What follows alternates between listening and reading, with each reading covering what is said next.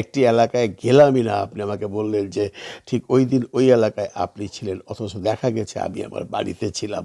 ঠিক তেমনটি ঘটেছে জাহাঙ্গীরনগর ইউনিভার্সিটিতে। আমরা বিভিন্ন মাধ্যমে জানতে পারছি যে দুটো বড় বড় অভিযোগ করা হয়েছে যে ব্যালট পেপার ছাপিয়েছে জামাত সমর্থিত কোনো কোম্পানি থেকে, সেটা ভুয়া, সেটা মিথ্যা। বরঞ্চ সেটা ছাপানো হয়েছে বিএনপি সমর্থিত কোনো কোম্পানি থেকে। ইভেন কি এই সিসিটিভির ক্যামেরা যেগুলো ব্যবহৃত হচ্ছে সেগুলো জামাতের কোনো সমর্থিত কোম্পানি থেকে আনা হয়নি, এগুলো আনা হয়েছে বিএনপি সমর্থিত কোনো কোম্পানি থেকে।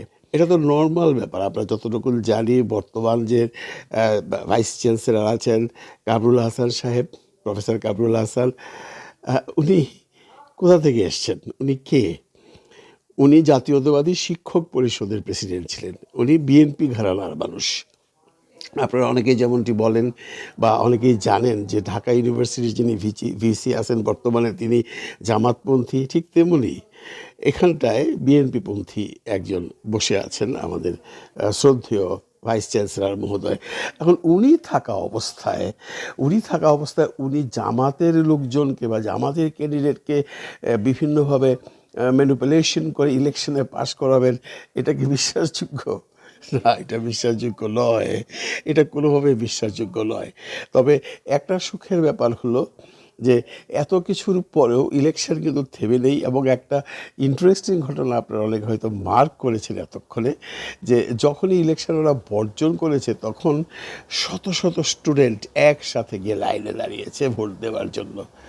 এটা একটা জামাতের বা শিবিরের চাল হতে পারে, ওদেরকে বসিয়ে রেখেছিল যদি এরকম কোনো আওয়াজ কোনো সময় তোলা হয় আমাদের বিরুদ্ধে বর্জন টর্জনের ব্যাপারে, তখন তোমরা সবাই একসাথে লাইনে গিয়ে দাঁড়াবে। শত শত স্টুডেন্ট একসাথে লাইনে গিয়ে দাঁড়িয়েছে এবং ভোট হচ্ছে।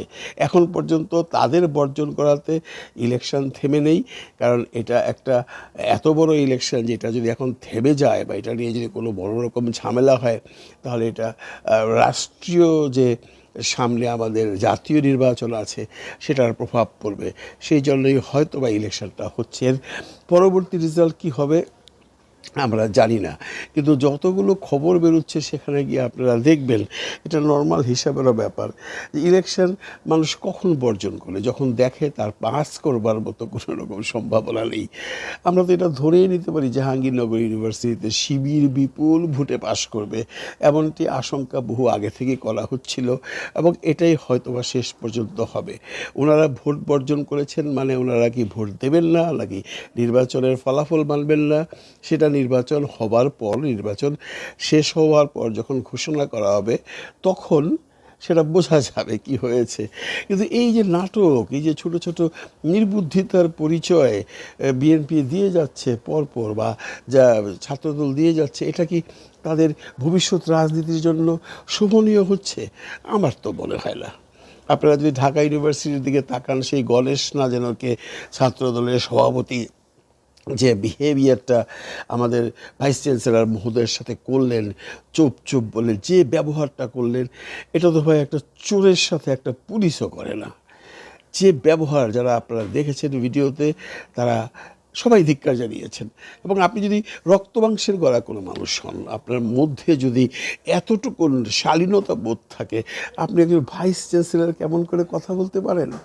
করেছেন বিএনপির ছাত্রদলের ঢাকা ইউনিভার্সিটির সভাপতি, বোধহয় উনি কি গণেশ না কে যেন নাম, আমি তাকে ধিক্কার জানাই। এবং অনেকে এখন দাবি তুলছেন তাকে জনসমক্ষে ভিসি সাহেবের কাছে ক্ষমা চাইতে হবে, নইলে বিএনপি হেরে যাবে, নইলে ছাত্রদল হেরে যাবে। ছাত্রদলের প্রতি যে একটা গ্রুপের এখনও সম্মান আছে, ছাত্রদের প্রতি এখনও যে ভালোবাসা আছে, বিএনপির প্রতি এখনও যে সম্মান আছে, বিএনপির প্রতি এখনও যে ভালোবাসা আছে একটা গ্রুপের, তারা সব বিএনপি থেকে সরে যাবে।